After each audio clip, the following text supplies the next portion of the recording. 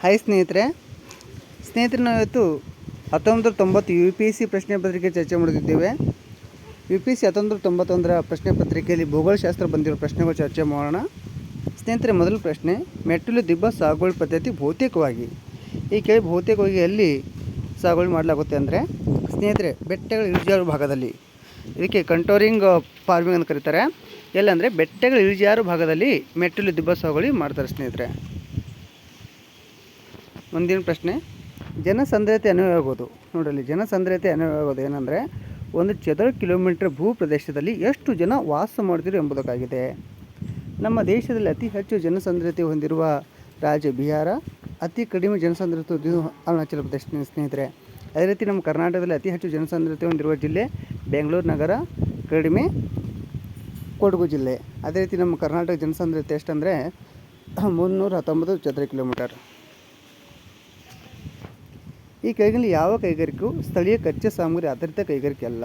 ಯಾವುದಂದರೆ ಗಾಜು ಕೈಗಾರಿಕೆ ಸ್ನೇಹಿತರೆ. ಗಾಜು ಕೈಗಾರಿಕೆ ಸ್ಥಳೀಯ ಕಚ್ಚಾ ಸಾಮಗ್ರಿ ಆಧಾರಿತ ಕೈಗಾರಿಕೆ ಅಲ್ಲ. ಅದು ಹತ್ತಿ ಬಟ್ಟೆ ಕೈಗಾರಿಕೆ, ಸಕ್ಕರೆ ಕೈಗಾರಿಕೆ, ಸಿಮೆಂಟ್ ಕೈಗಾರಿಕೆ ಇವೆಲ್ಲ ಸ್ಥಳೀಯ ಕಚ್ಚಾ ಸಾಮಗ್ರಿ ಆಧಾರಿತ ಕೈಗಾರಿಕೆಗಳು. ಮುಂದಿನ ಪ್ರಶ್ನೆ, ಈ ಕೆಳಕಂಡ ಉತ್ಪನ್ನಗಳಲ್ಲಿ ಯಾವುದಕ್ಕೆ ವಿಶ್ವ ಮಾರುಕಟ್ಟೆಯಲ್ಲಿ ಬಾಂಗ್ಲಾದೇಶ ಭಾರತಕ್ಕೆ ಮುಖ್ಯ ಪ್ರತಿಸ್ಪರ್ಧಿ ತಲೆ ಎತ್ತಿದೆ? ಯಾವುದಂದರೆ ಸೆಣಬು ಸ್ನೇಹಿತರೆ. ಇಲ್ಲಿ ಸೆಣಬು ಪ್ರಪಂಚದಲ್ಲಿ ಅತ್ಯಂತ ಹೆಚ್ಚು ಸೆಣಬು ಬೆಳೆಯುವ ದೇಶ ಭಾರತ. ಅದೇ ರೀತಿ ನಮ್ಮ ದೇಶದಲ್ಲಿ ವೆಸ್ಟ್ ಬೆಂಗಾಲ್, ಪಶ್ಚಿಮ ಬಂಗಾಳ ಅತಿ ಹೆಚ್ಚು ಸೆಣಬು ಬೆಳೆಯುವ ರಾಜ್ಯವಾಗಿದೆ.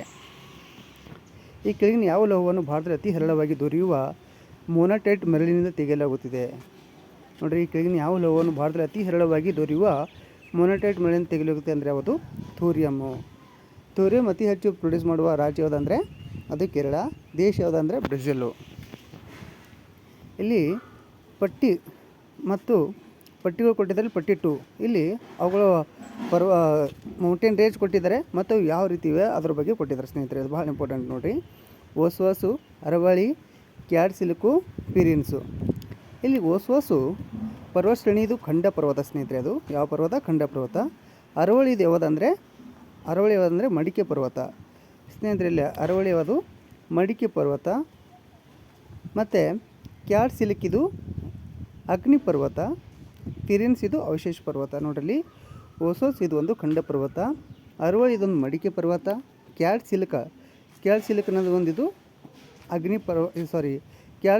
ಇದೊಂದು ಅಗ್ನಿ ಪರ್ವತ, ಪಿರಿನ್ಸ್ ಅನ್ನೋದು ಅವಶೇಷ ಪರ್ವತ. ಓಕೆ.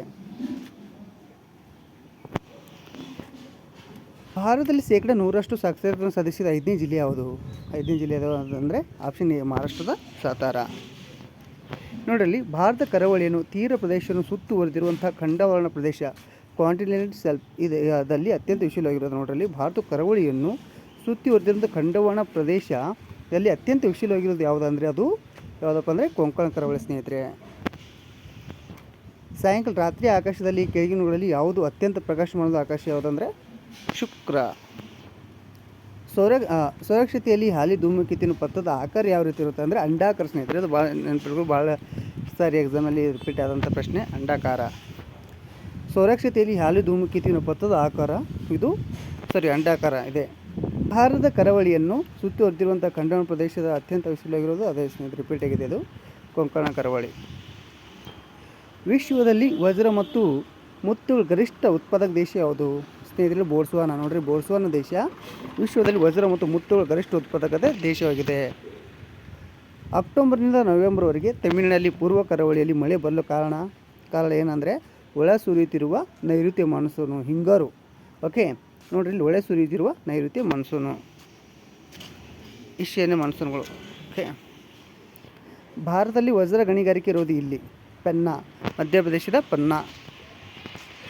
ಸ್ನೇಹಿತರೆ, ನಮ್ಮ ವಿಡಿಯೋಸ್ ಇಷ್ಟ ಆದರೆ ನಿಮಗೆ ಲೈಕ್ ಮಾಡಿರಿ, ಶೇರ್ ಮಾಡಿರಿ, ತಪ್ಪದೆ ಸಬ್ಸ್ಕ್ರೈಬ್ ಮಾಡಿರಿ. ಧನ್ಯವಾದಗಳು. ಶುಭ ದಿನ.